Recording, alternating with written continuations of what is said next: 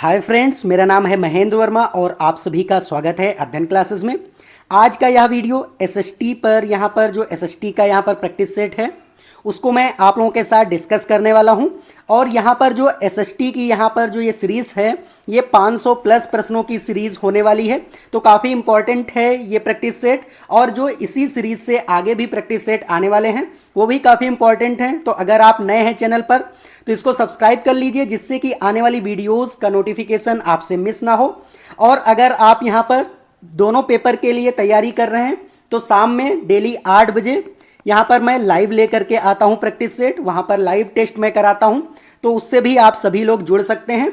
और यह जो पेपर है केवल जो है एसएसटी मतलब कि जो पेपर 2 मतलब 6 to 8 के लिए यहाँ पर फिल किए हैं। और जिन्होंने यहाँ पर जिनका आर्ट बैकग्राउंड है तो यहाँ पर एसएसटी मैं आप लोगों के साथ डिस्कस करने वाला हूँ। तो चलिए स्टार्ट करते हैं। पहला क्वेश्चन कि भिलाई इस्पात कारखाना स्थित है, तो यहाँ पर भिलाई जो इस्पात कारखाना है वो कहाँ पर स्थित है? छत्तीसगढ़ में है, झारखंड में है, मध्य प्रदेश में है या फिर उड़ीसा में यहाँ पर है? तो आपको याद रखना है कि जो भिलाई इस्पात कारखाना है वो यहाँ पर छत्तीसगढ़ में है, इसलिए ए ऑप्शन यहाँ पर करेक्ट हो जाएगा। नेक्स्ट क्वेश्चन है यहाँ पर, निम्नलिखित जलाशयों में से कौन सा रिहंद परियोजना से यहाँ पर संबंधित है? आपको ये बताना है कि जो जलाशय हैं यहाँ पर रिहंद परियोजना से कौन सा संबंधित है। गांधी सागर है, गोविंद वल्लभ पंत सागर है, जवाहर यहाँ पर सागर है या फिर गोविंद सागर यहाँ पर हो जाएगा। बी और डी में ये अंतर है, यहाँ पर गोविंद वल्लभ पंत सागर है और यहाँ पर गोविंद सागर केवल है। तो यहाँ पर आपको याद रखना है कि जो यहाँ पर रिहंद परियोजना है वो जो है गोविंद वल्लभ पंत सागर से संबंधित है, इसलिए बी ऑप्शन यहाँ पर करेक्ट हो जाएगा। ये जो है मतलब जो गोविंद वल्लभ पंत सागर ये परियोजना है, रिहंद बांध जो परियोजना है ये उत्तर प्रदेश में यहाँ पर प्रसिद्ध परियोजना है। और यह जो है सोन नदी की जो है ये प्रसिद्ध यहाँ पर परियोजना है, तो ये भी आपको याद रखना है। अब नेक्स्ट क्वेश्चन देख लेते हैं, 3 नंबर क्वेश्चन कि सिपकीला जो प्रसिद्ध पर्वतीय दर्रा है वो कहाँ पर है? तो जम्मू और कश्मीर में है, उत्तराखंड का है, यहाँ पर सिक्किम का है या फिर हिमाचल प्रदेश का यहाँ पर सिपकीला दर्रा हो जाएगा। तो ये कौन सा है? तो यहाँ पर हिमाचल प्रदेश का ये जो सिपकीला है दर्रा ये यहाँ पर हिमाचल प्रदेश में है, पाया जाता है, हिमाचल प्रदेश का पार्ट है, तो इसलिए यहाँ पर डी ऑप्शन करेक्ट हो जाएगा। अब यहाँ पर मैं सारे यहाँ पर क्वेश्चंस आप लोगों के साथ डिस्कस कर लेता हूँ। जैसे कि जम्मू कश्मीर के जो पर्वतीय दर्रे हैं कौन कौन से हो जाएंगे? तो जैसे कि काराकोरम है, काराकोरम आपको याद रखना है कि जम्मू कश्मीर का यहाँ पर दर्रा है। और जो यहाँ पर जोजिला भी दर्रा जो है वो भी जम्मू कश्मीर का है, तो ये दोनों चीज़ें आपको यहाँ से ध्यान रखनी है। उत्तराखंड में क्या हो जाएगा? माना दर्रा हो जाएगा। उत्तराखंड में आपको याद रखना है कि माना दर्रा है, कौन सा है? तो माना दर्रा। और यहाँ पर कौन हो जाएगा? नीति दर्रा जो है वो भी उत्तराखंड का है, तो ये भी आपको याद रखना है।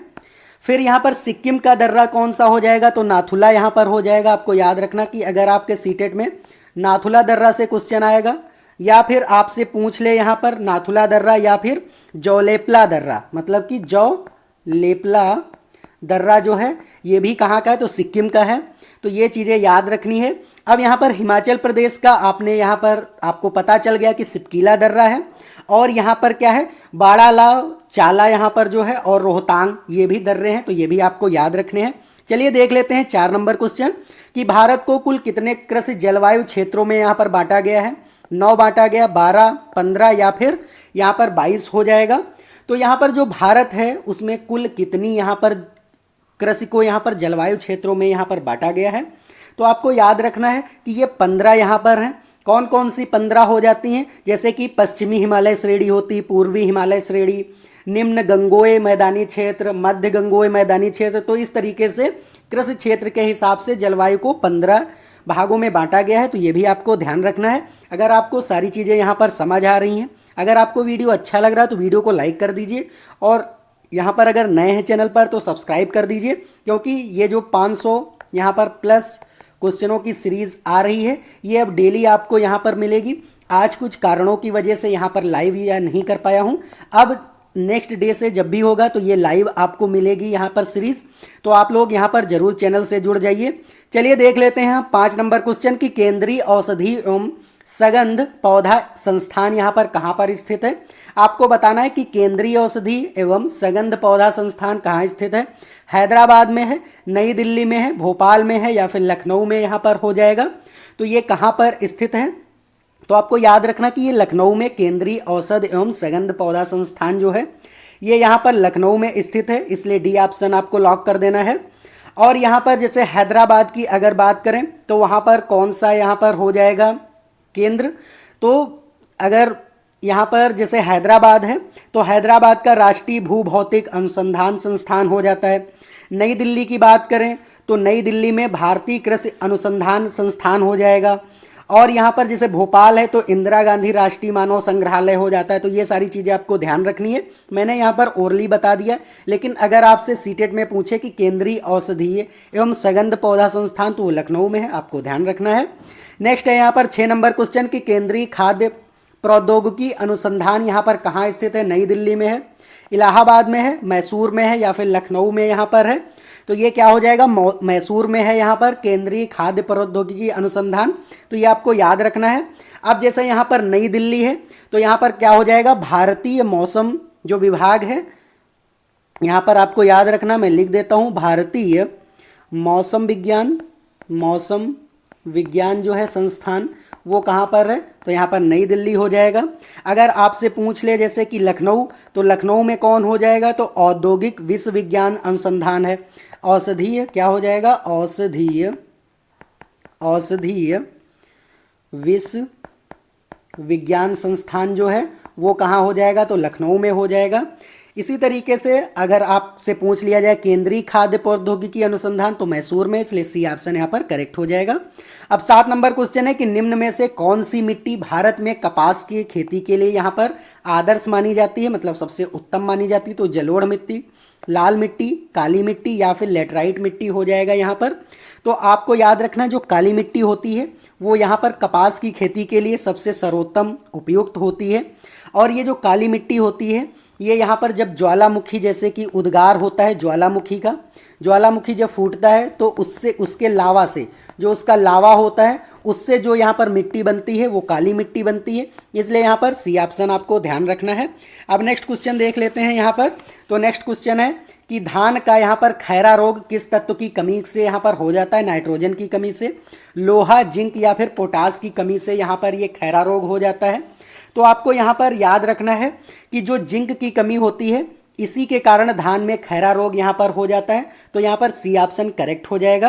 तो चलिए अब 9 नंबर यहाँ पर क्वेश्चन देख लेते हैं कि खरीफ की फसल यहाँ पर है, गेहूं है, धान है, आलू है या फिर चना हो जाएगा।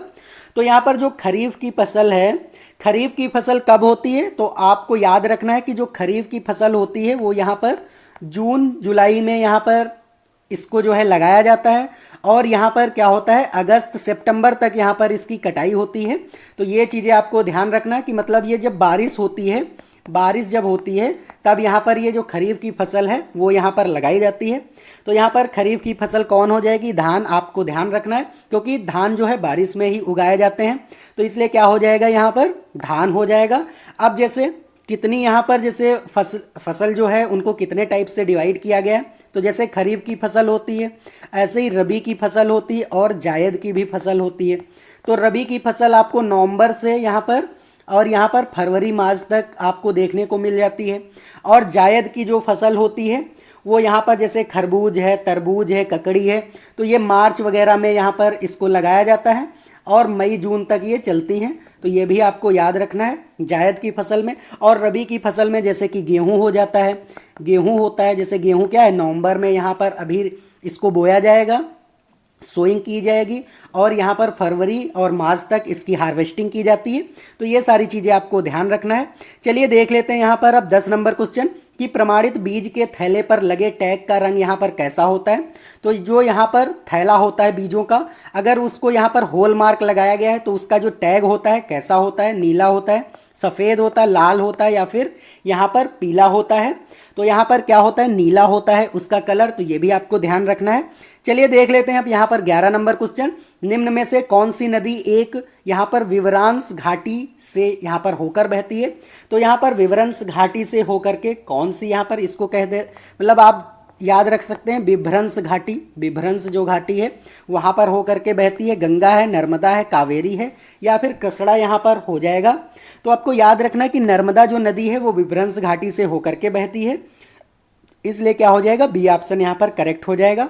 अभी जो शुरुआत के यहाँ पर आपको 50 क्वेश्चंस मैं करा रहा हूँ ये थोड़ा इजी आपको लगेंगे और यहाँ पर वन लाइनर होंगे, लेकिन जैसे जैसे यहाँ पर 500 जब लास्ट में क्वेश्चन पहुँचेंगे, जैसे कि 300 प्लस यहाँ पर जब हो जाएंगे इस सीरीज़ के क्वेश्चन, तो काफ़ी अच्छे क्वेश्चन आपको मिलने वाले हैं। तो आप लोग ज़रूर लास्ट तक इसको देखिए, क्योंकि अभी ये नॉर्मल आपको क्वेश्चन मिल रहे हैं, आगे चल के ये काफ़ी अच्छे यहाँ पर क्वेश्चंस होने वाले हैं। चलिए देख लेते हैं 12 नंबर क्वेश्चन की ऑपरेशन फ्लड संबंधित है। तो ऑपरेशन यहाँ पर फ्लड किससे संबंधित है, तो यहाँ पर हो जाएगा बाढ़ नियंत्रण से, दुग्ध उत्पादन से, सिंचाई विकास से या फिर यहाँ पर मृदा संरक्षण से हो जाएगा। तो जो ऑपरेशन फ्लड है वो दुग्ध उत्पादन से यहाँ पर संबंधित है, इसलिए बी ऑप्शन करेक्ट हो जाएगा।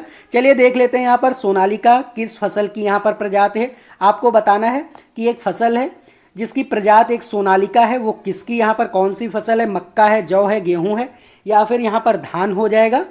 तो यहाँ पर आपको याद रखना है कि जो गेहूं की फसल है उसको सोनालिका कहते हैं, यहाँ पर एक प्रजाति है, किस्म है उसकी गेहूं की, तो इसलिए यहाँ पर सी ऑप्शन करेक्ट हो जाएगा। अब 14 नंबर क्वेश्चन है कि बाजार के लिए बीज दर है 8 किलोग्राम प्रति हेक्टेयर, 4 किलोग्राम प्रति हेक्टेयर, 12 किलोग्राम प्रति हेक्टेयर या फिर 16 किलोग्राम यहाँ पर प्रति हेक्टेयर हो जाएगा। कि अगर आप जैसे बाजार में कोई बीज खरीदने जाते हैं और आप कहते हैं कि हमें 1 हेक्टेयर में यहाँ पर बीजों को बोना है, तो वहाँ पर वो कितने यहाँ पर आपको बीज दे देंगे, मतलब जो शॉपकीपर होगा वो आपको कितने बीज दे देगा, तो यहाँ पर 4 किलोग्राम पर हेक्टेयर हो जाएगा, मतलब कि बी ऑप्शन यहाँ पर करेक्ट हो जाएगा। तो ये भी आपको ध्यान रखना है। चलिए देख लेते हैं सिंचाई की किस विधि में सर्वाधिक पानी की यहाँ पर बचत होती है। टपक सिंचाई विधि, कुंड विधि यहाँ पर, या फिर छल्ला विधि या फिर प्रवाह विधि हो जाएगा। तो यहाँ पर क्या हो जाएगा कि टपक जो सिंचाई विधि होती है इसमें जो है सर्वाधिक पानी की बचत होती है, क्योंकि इसमें क्या किया जाता है, जैसे कि ये अगर प्लांट है, अगर ये प्लांट है तो इसी के ऊपर या फिर यहाँ पर साइड में एक पाइप निकाल दी जाती है और छोटा सा यहाँ पर छेद कर दिया जाता है, जहाँ से ये जो है बूंद बूंद में पानी यहाँ पर इसकी जड़ों में टपकता रहता है और पौधे को जितना यहाँ पर पानी की ज़रूरत होती है उतना ही पानी यहाँ पर मिलता है उसको, इसलिए पानी जो है वो वेस्ट नहीं होता है। तो सबसे अगर सर्वाधिक पानी की बचत की बात करें तो टपक सिंचाई विधि में ही होता है, इसलिए ए ऑप्शन यहाँ पर करेक्ट हो जाएगा। 16 नंबर क्वेश्चन है कि गेहूं की प्रथम क्रांति अवस्था है, मतलब कि गेहूं की जो प्रथम क्रांतिक अवस्था है वो कौन सी है, तो बालियां निकलना होता है, दुग्धावस्था होता है, कल्ले निकलना या फिर इनमें से कोई नहीं। तो जब गेहूं आप यहाँ पर खेत में किसान बोता है तो सबसे पहले उसमें कल्ले निकलते हैं, तो कल्ले निकलना जो है गेहूं की यहाँ पर प्रथम क्रांतिक अवस्था हो जाएगा, इसलिए सी ऑप्शन करेक्ट हो जाएगा। आपने देखा होगा अगर आप गांव से यहाँ पर रिलेटेड हैं, गांव से जुड़े हुए हैं, तो अगर किसान यहाँ पर या फिर आपके घरों में यहाँ पर जब गेहूं की बुआई होती है तो वहाँ पर 10 से 15 दिन में ये अवस्था आ जाती है कि उनमें से छोटे छोटे नन्हे नन्हे पौधे मतलब निकल आते हरे हरे, तो वो कल्ले कहलाते हैं। तो कल्ले निकलना जो है गेहूं की प्रथम क्रांतिक अवस्था हो जाती है। 17 नंबर क्वेश्चन देख लेते हैं कि अल्फांसो एक प्रचलित किस्म है, ये कौन सी यहाँ पर फल की किस्म है, नाशपाती की है, केला की है, आम की है या फिर सेब की है, तो ये आम की किस्म है अल्फांसो, इसलिए सी ऑप्शन यहाँ पर करेक्ट हो जाएगा। पर 18 नंबर क्वेश्चन देख लेते हैं। तो 18 नंबर क्वेश्चन है कि आम की कौन सी किस्म बहुभ्रूणी है यहाँ पर, तो अल्फांसो है, नीलम है, चंद्रकली है या फिर दशहरी यहाँ पर हो जाएगा। तो यहाँ पर जो चंद्रकली है वो आम की बहुभ्रूणी यहाँ पर किस्म है, इसलिए सी ऑप्शन यहाँ पर करेक्ट हो जाएगा। अब 19 नंबर क्वेश्चन है कि दूध में सर्वाधिक वसा, मतलब कि जो दूध में सर्वाधिक वसा होती है, जो प्रतिशत के हिसाब से उत्पादन वाली भैंस की यहाँ पर नस्ल कौन सी है, तो कौन सी यहाँ पर भैंस की नस्ल है जो कि दूध जो है सर्वाधिक यहाँ पर वसा वाला होता है उसका, जो जाफराबादी है, मुर्रा है, मेहसाना है या फिर भदावरी यहाँ पर हो जाएगा। तो यहाँ पर जो भदावरी भैंस होती है उसके दूध में यहाँ पर वसा जो फैट होता है उसमें सबसे ज़्यादा प्रतिशत फैट का होता है, इसलिए डी ऑप्शन यहाँ पर करेक्ट हो जाएगा। अब यहाँ पर 20 नंबर क्वेश्चन है कि मुल्ली डंडा फेलेरिस माइनर जिसको कहते हैं किस फसल का यहाँ पर प्रमुख खरपतवार है, मटर का है, बाजरा का है, मक्का का है या फिर यहाँ पर गेहूं का हो जाएगा। तो यहाँ पर गेहूं का ये खरपतवार होता है और यहाँ पर गेहूं के साथ में ही ये उगाता है, इसलिए यहाँ पर डी ऑप्शन आपको लॉक कर देना है। अब 21 नंबर क्वेश्चन है यहाँ पर निम्नलिखित में से कौन सी सबसे लंबी नदी है, गोदावरी है, महानदी है, कृष्णा है या फिर कावेरी यहाँ पर हो जाएगा। तो सबसे लंबी नदी यहाँ पर भारत की कौन सी हो जाएगी? तो यहाँ पर गोदावरी जो नदी है वो सबसे लंबी यहाँ पर इन ऑप्शन में हो जाएगा। वैसे अगर बात करें तो यहाँ पर गंगा नदी जो होती है वो सबसे लंबी यहाँ पर सबसे बड़ी नदी है, लेकिन यहाँ पर जो ऑप्शन दिए गए हैं उसमें गोदावरी है, तो इसलिए ए ऑप्शन यहाँ पर करेक्ट हो जाएगा। अब 22 नंबर क्वेश्चन है, निम्नलिखित में से किन जिलों में भारत की सबसे बड़ी अभ्रक मतलब माइका मेखला यहाँ पर पाई जाती है? बालघाट और छिंदवाड़ा से, उदयपुर, अजमेर और अलवर, हजारीबाग, गया और मुंगेर यहाँ पर, सलेम और धर्मपुरी यहाँ पर हो जाएगा।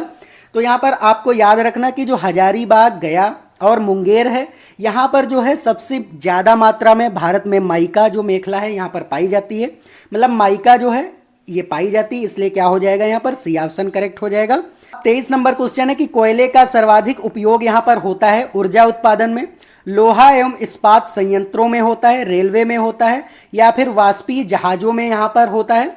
तो यहाँ पर आपको याद रखना है कि जो यहाँ पर ऊर्जा उत्पादन है यहाँ पर कोयले का सर्वाधिक उपयोग होता है, इसलिए क्या हो जाएगा? ए ऑप्शन करेक्ट हो जाएगा, क्योंकि यहाँ पर बिजली बनाने में सर्वाधिक कोयले का उपयोग होता है, इसलिए यहाँ पर क्या हो जाएगा? ऊर्जा उत्पादन में कोयले का सर्वाधिक उपयोग होता है, इसलिए ए ऑप्शन आपको लॉक कर देना है। 24 नंबर क्वेश्चन है कि बैलाडीला खदान यहाँ पर जानी जाती है सोना के लिए, अभ्रक के लिए, लोहा अयस्क के लिए या फिर यहाँ पर हीरा के लिए जानी जाती है? तो यहाँ पर जो है लोहा अयस्क के लिए ये जानी जाती है, इसलिए यहाँ पर सी ऑप्शन करेक्ट हो जाएगा। अब 25 नंबर क्वेश्चन है, निम्नलिखित में से किस राज्य की सीमा बांग्लादेश से यहाँ पर नहीं मिलती है? तो मणिपुर से नहीं मिलती, मेघालय, मिजोरम या फिर त्रिपुरा से यहाँ पर नहीं मिलती है। तो यहाँ पर क्या हो जाएगा? ये ए ऑप्शन यहाँ पर करेक्ट हो जाएगा। तो ए ऑप्शन यहाँ पर क्या है कि यहाँ पर मणिपुर से जो है बांग्लादेश की सीमा यहाँ पर नहीं मिलती है। यहाँ पर क्या हो जाएगा कि जैसे पश्चिमी बंगाल है, मेघालय और मिजोरम, त्रिपुरा और असम से जो है ये बांग्लादेश की सीमा मिलती है। कौन कौन से 5 राज्य हैं वो भी मैं यहाँ पर बता देता हूँ। तो यहाँ पर वेस्ट बंगाल हो जाएगा, वेस्ट बंगाल आपको याद रखना है। मेघालय हो जाता है तो मेघालय हो जाएगा, मिजोरम हो जाएगा, मिजोरम में, और यहाँ पर त्रिपुरा हो जाता है, त्रिपुरा से भी यहाँ पर जो है बांग्लादेश की सीमा लगती है, और यहाँ पर असम हो जाएगा। तो ये 5 राज्य भारत के हैं जिनकी सीमा जो है वो बांग्लादेश से लगती है, लेकिन यहाँ पर मणिपुर से नहीं लगती, इसलिए ए ऑप्शन यहाँ पर करेक्ट हो जाएगा। 26 नंबर क्वेश्चन है कि भारत में कौन सा जंतु यहाँ पर लुप्त हो गया है? बाघ है, शेर है, चीता है या फिर तेंदुआ यहाँ पर हो जाएगा? तो यहाँ पर जो चीता है वो यहाँ पर भारत से लुप्त हो जा चुका है। आपने देखा होगा, इसीलिए जो मोदी जी हैं, जो हमारे देश के प्रधानमंत्री हैं, उन्होंने यहाँ पर चीता जो है वो विदेश से यहाँ पर मंगवाए थे, ताकि यहाँ पर चीता जो है धीरे धीरे और यहाँ पर हो जाए। और जो यहाँ पर बाघ, शेर और तेंदुआ जो है ये भारत में पाए जाते हैं, लेकिन जो चीता है उसकी यहाँ पर प्रजाति जो है वो लुप्त हो चुकी है। तो यहाँ पर क्या हो जाएगा? सी ऑप्शन आपको लॉक कर देना है। 27 नंबर यहाँ पर क्वेश्चन है कि जलोढ़ मिट्टी यहाँ पर कहाँ मिलती है? उत्तरी भारत में मिलती है, दक्षिणी भारत में है, गंगा यमुना मैदान में, या फिर पूर्वी भारत में यहाँ पर मिलती है? तो यहाँ पर आपको याद रखना कि जो गंगा यमुना का मैदान है वहाँ पर जलोढ़ मिट्टी आपको देखने को मिल जाती है, इसलिए सी ऑप्शन करेक्ट हो जाएगा। अब है 28 नंबर क्वेश्चन कि कृषि उत्पादन को बढ़ाने के लिए क्या उपयोगी नहीं है? यहाँ पर कि कृषि में यंत्रीकरण, उर्वरक प्रयोग में बढ़ोतरी, सिंचाई क्षमता में विस्तार या फिर जंगल काटना यहाँ पर हो जाएगा? तो यहाँ पर जंगल काटना हो जाएगा, इसलिए डी ऑप्शन यहाँ पर करेक्ट हो जाएगा, क्योंकि कृषि उत्पादन को बढ़ाने के लिए यहाँ पर अगर आप जंगल काटेंगे तो इसका कोई औचित्य नहीं है, क्योंकि जंगल काटना हमारे लिए हानिकारक है। जंगलों से हमें क्या मिलती? बहुत सारी चीज़ें यहाँ पर, जैसे जो जंगली जानवर रहते हैं वो भी उनको वहाँ पर उनका आश्रय होता है। तो जंगल काटने से एक तो ये हानि होती है, दूसरा क्या है, यहाँ पर हमें ऑक्सीजन गैस मिलती है पेड़ों से, तो उसकी भी यहाँ पर कमी हो जाती है। तो जंगल काटना हमारे लिए यहाँ पर उपयोगी नहीं है, इसलिए डी ऑप्शन ही करेक्ट हो जाएगा। अब 29 नंबर क्वेश्चन है कि गत वर्षों में उत्तर भारत में बाढ़ की घटनाएं यहाँ पर बढ़ने लगी हैं। क्यों यहाँ पर बढ़ने लगी हैं? बाढ़ों में सिल्टिंग दर बढ़ी है, यहाँ पर नदियों के तटीय भागों में वन नष्ट हुए हैं, या फिर अधिक से अधिक भूमि का कृषि में प्रयोग हुआ है, या फिर वार्षिक वर्षा की मात्रा यहाँ पर बढ़ गई है। तो यहाँ पर क्या हुआ? नदियों के जो तट में यहाँ पर वन लगे हुए थे वो यहाँ पर नष्ट हो चुके हैं, इसीलिए यहाँ पर बाढ़ की जो है घटनाएं ज़्यादा देखने को मिलती हैं उत्तर भारत में। तो बी ऑप्शन यहाँ पर करेक्ट हो जाएगा। अब यहाँ पर 30 नंबर क्वेश्चन है कि जो बिहू नृत्य है भारत के किस राज्य में है? अंडमान तथा निकोबार में मनाया जाता है, अरुणाचल प्रदेश में मनाया जाता है, असम में या फिर छत्तीसगढ़ में यहाँ पर मनाया जाता है? तो ये असम में मनाया जाता है। ये जो है असम का एक प्रचलित लोक नृत्य है, इसलिए यहाँ पर बिहू जो हो जाएगा भारत के किस राज्य में मनाया जाता है, तो यहाँ पर असम में मनाया जाता है। तो ये कुछ 30 क्वेश्चंस आज थे। यहाँ पर 500 प्रश्नों की सीरीज में मैंने यहाँ पर शुरुआत में अभी केवल 30 प्रश्न लिए हैं। अभी जो आगे आने वाले हैं प्रश्न वो भी मैं इसी सीरीज में कराने वाला हूं। तो अगर आपको ये वीडियो अच्छा लगा है तो वीडियो को लाइक कर दीजिए एक बार, और चैनल पर नए हैं तो इसको सब्सक्राइब जरूर कर दीजिए, क्योंकि इसी तरीके से मैं यहाँ पर आपके लिए प्रैक्टिस सेट लेकर के आता रहता हूँ। और जब तक अभी आपका सीटेट एग्ज़ाम नहीं होगा तब तक यहाँ पर मैं आपका कराता जाऊँगा। तो चलिए आज के लिए इतना ही, अब मिलते हैं नेक्स्ट वीडियो में, तब तक के लिए जय हिंद जय भारत।